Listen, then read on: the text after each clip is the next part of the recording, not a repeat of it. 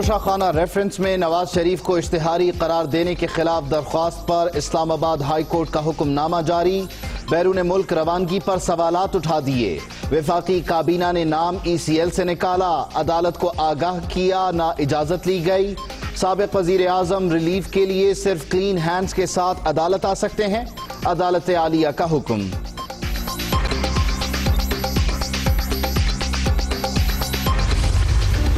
Toshakhana reference में बड़ी तलबी। आसिफ अली जरदारी इस्लामाबाद की एहतसाब अदालत में पेश। 9 सितंबर को फर्द जुर्म आयद करने का फैसला। साबिक सदर और यूसुफ रजा गिलानी आइंदा समात पर तलब। नवाज शरीफ को इश्तिहारी करार देने की कार्रवाई 25 अगस्त तक मुअख्खर।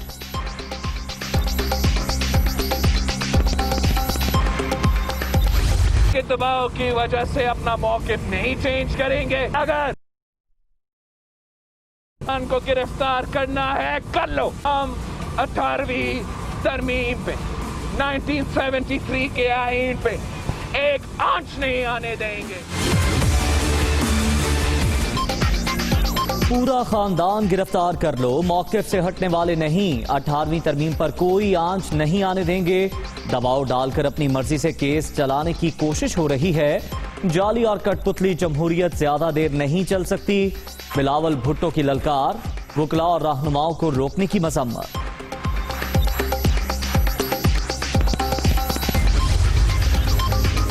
चोरी का हिसाब देने के लिए बुलाया जाता है। ये इदारों को धमकियां देते हैं। इनकी सियासत का महवर सिर्फ लूट मार के पैसे को बचाना है। जरदारियों और शरीफों के पास लूटी दौलत का कोई जवाब नहीं।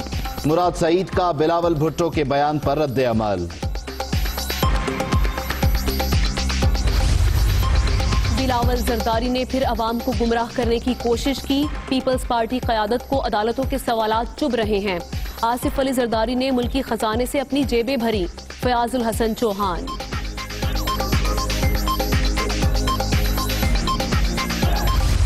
सिंध हमारी माँ है। माँ के टुकड़े करने वाली जो बात करेगा उसके सामने हम सब खड़े हो जाएंगे। ये बात मैं बिल्कुल क्लियर करना चाहता हूँ। किसी भी हालत में कोई भी सिंध सूबे की, सिंध असेंबली की, सिंध हुकूमत की एग्जीक्यूटिव पावर जो आइन में मौजूद है उनके पास किसी के साथ शेयर नहीं होगी।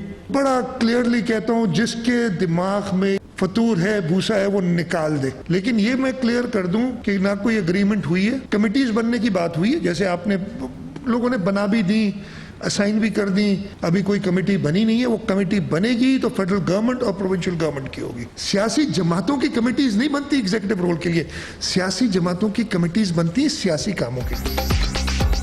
सिंध हुकूमत और असम्बली की एग्जीक्यूटिव पावर किसी के साथ शेयर नहीं हो सकती। इख्तियारात के साथ किसी को छेड़छाड़ नहीं करने देंगे। विफाक से कोई मुआहदा नहीं हुआ, कमेटी बनी नहीं, सिर्फ बात हुई। सूबे की तकसीम की बात करने वालों के खिलाफ खड़े हैं। किसी के दिमाग में फतूर है तो निकाल दे। वज़ीर आला मुराद अली शाह।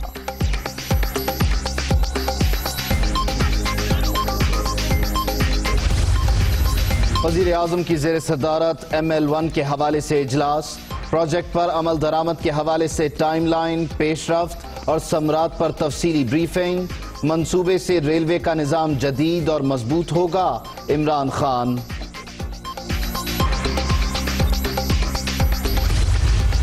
पाकिस्तानी मईशत के लिए एक और खुशखबरी। जुलाई 2020 में समंदर पार पाकिस्तानियों की भिजवाई तरसीलात ज़र $2,768 मिलियन तक पहुंच गई।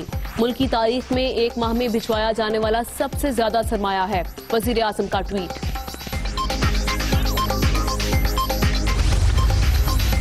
पावर सेक्टर में इस्लाहात लाने में 3 हफ्ते दरकार। गर्दिशी कर्जों में कमी लाएंगे। IPP से नए मुआहदों से सनतों को फरोग मिलेगा।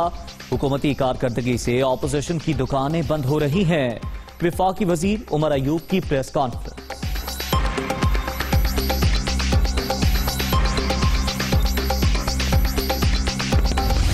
बिल इतना आता है कि हद से ज़्यादा, और बिजली का नाम का कोई चीज़ ही नहीं है। बिजली इतना ज़्यादा जा रही है कि आधा घंटा होता है, 2 घंटे नहीं होता। 5 मिनट बिजली होती है, फिर सारा दिन नहीं होती है। सारा दिन बस ऐसे बैठे, रात को भी नहीं होते, नींद भी नहीं पूरी होती। कोई पूछने वाला नहीं है। बिजली नहीं है, 1 मिनट आते हैं, 2 मिनट जाते हैं। पेशावर में बिजली की बदतरीन लोड शेडिंग, मुख्तलिफ इलाकों में 12 से 14 घंटे तक बत्ती बंद रहना मामूल। बिजली की गैर एलानिया बंदिश के खिलाफ शहरी सरापा एहतजाज।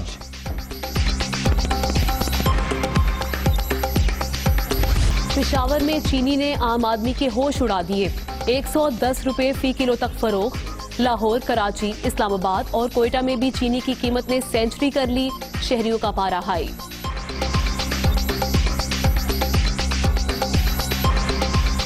चीनी की प्राइसेस बहुत ज़्यादा हो गई हैं और चीनी जो है बहुत नायाब हो गई है मार्केट में, जिसकी वजह से आवाम को बड़ी तकलीफ है। चीनी तो ये हुकूमत को कंट्रोल करनी चाहिए, बेसिक नेसेसिटी है, हर घर की ये ज़रूरत है और पाकिस्तान की लोकल प्रोडक्शन है। पाकिस्तान में बहुत ज़्यादा गन्ना होता है।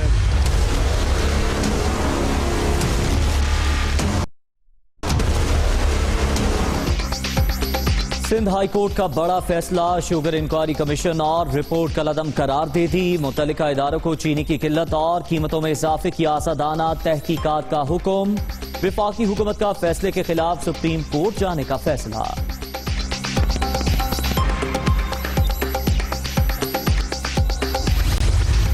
नैब ने मुझे बतौर मुलजिम नहीं बुलाया, मुझे बतौर गवाह बुलाया है और मुझे जितने भी सवालात दिए हैं मैं उन सब का जवाब दूंगा, उनको सेटिस्फाई करूंगा, ये मेरी ड्यूटी है। प्राइम मिनिस्टर साहब का हमेशा मेरे ऊपर इत्मीनान रहा है, तो उनका कॉन्फिडेंस है कि मैं आज यहाँ पे बैठा हूँ, कि उनका जो विजन है उसको इम्प्लीमेंट करने के लिए मैं यहाँ पे बैठा हूँ। तो अल्हम्दुलिल्लाह हमारा दामन साफ है, हम फ्रंट फुट पे खेलेंगे। नैब ने बतौर मुल्जिम नहीं बतौर गवाह बुलाया, फ्रंट फुट पर खेलेंगे, पूछे गए तमाम सवालात का जवाब दिया जाएगा। जब दामन साफ हो तो डरने की जरूरत नहीं। वजीर आज़म का हमेशा एतमाद हासिल रहा। वजीर आला Punjab Usman बुसदार।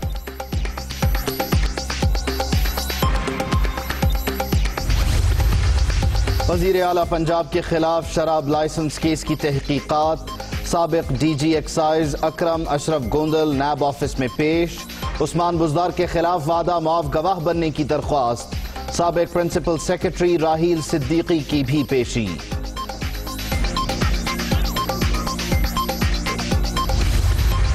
Money laundering case में बड़ी पेशरफ्त। शहबाज शरीफ, हमजा शहबाज, सलमान शहबाज समेत मुल्जिमान के खिलाफ 7 अरब 32 करोड़ रुपए का रेफरेंस दायर। शहबाज शरीफ की अहलिया नुसरत शहबाज और 2 बेटियां भी मुल्जिम नामजद। 4 वादा मुआफ गवाहों के नाम भी शामिल।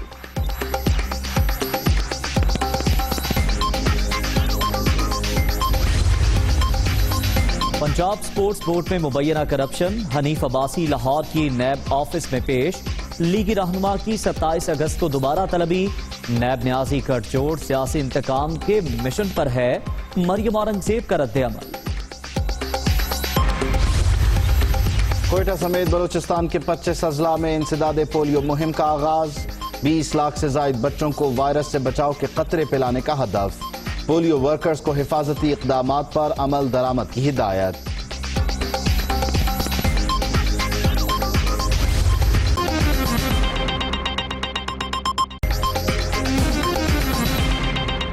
अस्सलामुअलैकुम, मैं हूं उबैदुल्लाह सिद्दीकी। मैं हूं आमना खटाना और मैं हूं उज़ैर मलिक। हेडलाइंस आपने मुलाहिजा की, बुलेटिन का बाकायदा आगाज ब्रेक के बाद। आगाज में अफसोसनाक खबर ठट्ठा से, जहां केंजर झील में कश्ती उलट गई है। हादसे में मरने वालों की तादाद अब 9 हो गई है। रेस्क्यू ऑपरेशन मुकम्मल कर लिया गया, जिसके नतीजे में 7 अफराद को बचा लिया गया है। चेयरमैन पीपल्स पार्टी बिलावल भुट्टो ने वाक़े पर अफसोस का इजहार किया है। कीमती जानों का ज़िया बाइस सदमा है। बिलावल भुट्टो जरदारी ने अपने रद्द-ए-अमल में ऐसा कहा। साथ ही कहा कि हादसे के असबाब मालूम करने के लिए इंक्वायरी कराई जाए। मुस्तकबिल में ऐसे वाक़यात की रोकथाम के लिए इक़दामात को भी यकीनी बनाया जाए।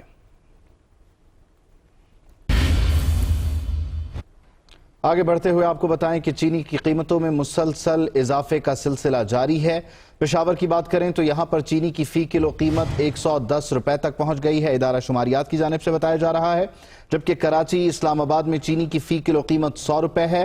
रावलपिंडी, लाहौर और कोयटा में भी चीनी की फी किलो कीमत 100 रुपए तक है। शहरी बढ़ती कीमतों से परेशान दिखाई दे रहे हैं। एक हफ्ते में चीनी औसतन 2.88 रुपए फी किलो मजीद महंगी हो गई है।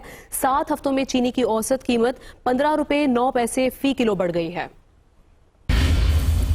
इदारा शुमारियात के मुताबिक पेशावर में एक हफ्ते के दौरान 10 रुपए इजाफे के साथ चीनी 110 रुपए फी किलो में फरोख्त हो रही है। इस्लामाबाद, रावलपिंडी, लाहौर, क्वेटा और हैदराबाद में चीनी की कीमत बढ़कर 100 रुपए, जबकि सियालकोट, गुजरावाला, मुल्तान, सरगोदा, बहावलपुर, सखर, लाड़काना में 95 रुपए किलो फरोख्त हो रही है। मुल्क में चीनी की कम अज कम कीमत 92 रुपए फी किलो है। दूसरी जानिब एक हफ्ते में 15 अशिया जरूरिया की कीमतों में इजाफा, 13 में कमी, जबकि 23 अशिया की कीमतों में इस्तेहकाम रहा। एक हफ्ते में प्याज 3 रुपए, जबकि 20 किलो आटे का थैला 6 रुपए महंगा हुआ। गुज़श्ता हफ्ते चिकन 20 रुपए, जबकि टमाटर 4 रुपए किलो सस्ता हुआ। मुल्क के मुख्तलिफ शहरों की तरह चीनी की कीमत बढ़ने पर पेशावर के शहरी भी परेशान हो गए हैं। वो ये कहते हैं कि जब से ये हुकूमत आई है निर्ख ऊपर ही जा रहे हैं। हुक्मरान जैसे भी हों चीनी के दाम नीचे लेकर आएं। जब से ये गवर्नमेंट आई है तो चीनी की प्राइसेस बहुत ज़्यादा हो गई हैं और चीनी जो है बहुत नायाब हो गई है मार्केट में, जिसकी वजह से आवाम को बड़ी तकलीफ है। तो हुकूमत से हम ये रिक्वेस्ट कर सकते हैं कि ये तो डेली बेसिस की चीज़ें हैं, तो हुकूमत को चाहिए कि चीनी की रेट जो है पुराने रेट पे ले आएँ। भाई 52 रुपये से 50-100 रुपये तक पहुंच गई है, तो गरीब लोग क्या करेंगे?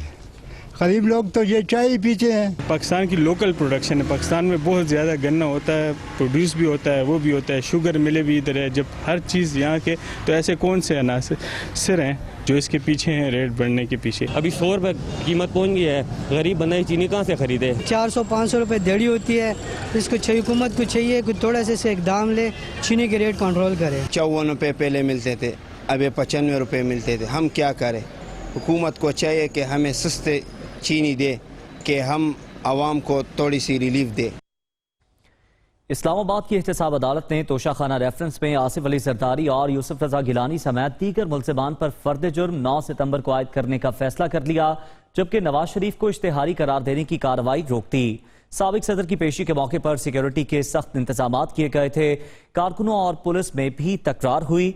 आमिर सईद अब्बासी रिपोर्ट के साथ। तोशाखाना रेफरेंस, साबिक सदर आसिफ अली जरदारी एहतसाब अदालत इस्लामाबाद में पेश। आसिफ अली जरदारी और यूसुफ रजा गिलानी समेत दीगर 9 मुल्जिमान पर 9 सितंबर को फर्द जुर्म आयद करने का फैसला। नवाज शरीफ को इश्तिहारी करार देने की कार्रवाई रोक दी गई। अदालत के अतराफ में सिक्योरिटी के सख्त इंतजामात। दौरान समाअत आसिफ अली जरदारी रोस्टम पर आए, हाजिरी लगाई और नशिस्त पर बैठ गए। साबिक सदर के वकील फारूक एच नाइक ने दलाइल दिए कि एहतसाब अदालत में दाखिल होने से रोका गया। 7 नाकों से गुजर कर पहुँचे। ये मिलिट्री कोर्ट है, न इन कैमरा ट्रायल। इनके मौकिल बीमार हैं, अदालत भरी हुई है। अगर कोरोना हो गया तो कौन जिम्मेदार होगा? जज एहतसाब अदालत ने रिमार्क्स दिए कि अदालत आते हुए उन्हें भी मुश्किलात पेश आई। चेक पोस्ट पर रोका गया। 6 जगहों पर तो नाके लगे हुए थे। मामले को इंतजामिया के साथ उठाएंगे। दौरान समाअत डिप्टी प्रोसिक्यूटर जनरल और मुल्जिमान के वकला के दरमियान तलख कलामी भी हुई। अदालत ने मुल्जिमान को हाजिरी यकीनी बनाने के लिए 20-20 लाख रुपए के मुचलके जमा कराने का हुक्म भी दिया। नवाज शरीफ के वकील बैरिस्टर जहांगीर जदू ने बताया कि उनके मौकिल को इश्तिहारी करार देने का फैसला हाई कोर्ट में चैलेंज किया गया है। फैसला आने तक कार्रवाई रोकी जाए। अदालत ने वकील की इस्तदा पर नवाज शरीफ को इश्तिहारी करार देने की कार्रवाई रोकते हुए करार दिया कि फैसला 25 सितंबर को किया जाएगा। समाअत के मौका पर बिलावल भुट्टो जरदारी, आसफा भुट्टो समेत पार्टी रहनुमा भी आसिफ अली जरदारी के हमरा थे। तोशाखाना रेफरेंस नवाज शरीफ का इस्लामाबाद हाई कोर्ट की इजाजत के बगैर बैरून मुल्क रवानगी का इंकशाफ हुआ है। इस्लामाबाद हाई कोर्ट ने नवाज शरीफ की जमानत बैरून मुल्क रवानगी पर सवालात उठा दिए। नवाज शरीफ का नाम ECL से निकालने का हुक्म नहीं दिया था। अदालत की जानिब से ये कहा गया, अदालत को बताया गया वफाकी काबीना ने नवाज शरीफ का नाम ECL से निकाला। विफाक ना ही नैब ने नवाज शरीफ की सजा मौतली के बाद की सूरत हाल से आगाह किया। नवाज शरीफ का नाम ECL से निकालने पर भी अदालत को आगाह नहीं किया गया। इस्लामाबाद हाई कोर्ट की जानिब से ये रिमार्क सामने आए। नवाज शरीफ ने भी बैरून मुल्क जाने से पहले अदालत से इजाजत नहीं ली है। तो तोशाखाना रेफरेंस में आज समाअत हुई, जहां पर नवाज शरीफ का इस्लामाबाद हाई कोर्ट की इजाजत के बगैर बैरून मुल्क रवानगी का इंकशाफ हुआ है। इस्लामाबाद हाई कोर्ट ने नवाज शरीफ की जमानत बैरून मुल्क रवानगी पर सवालात उठा दिए। नवाज शरीफ का नाम ECL से निकालने का हुक्म नहीं दिया था। अदालत की जानिब से ये रिमार्क्स आए।